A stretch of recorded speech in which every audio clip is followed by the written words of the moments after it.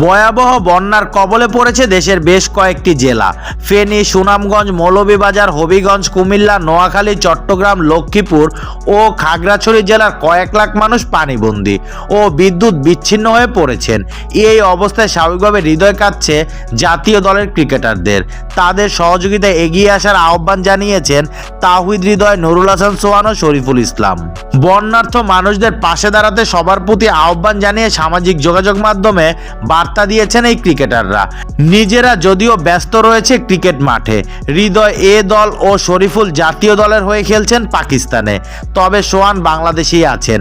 বন্যার্থদের সহায়তায় আহ্বান জানানো পোস্টে একটি ছবি যুক্ত করেছেন হৃদয় ও সোহান, যদিও সেই ছবি প্রযুক্তি দিয়ে তৈরি বলে আলোচনা চলছে। পাকিস্তানের বিপক্ষে রাওয়ালপিন্ডিতে প্রথম টেস্টের একাদশে আছেন শরীফুল। প্রথম দিন তিনি দলের গুরুত্বপূর্ণ 2টি উইকেট নিয়েছেন, ফিরিয়েছেন শান মাসুদ ও বাবর আজমকে। এরপর রাতে নিজের অফিসিয়াল ফেসবুক পেজে বন্যার্থদের জন্য সহায়তা চেয়ে কুরআনের একটি আয়াত শেয়ার করেন এই বাঁহাতি পেসার।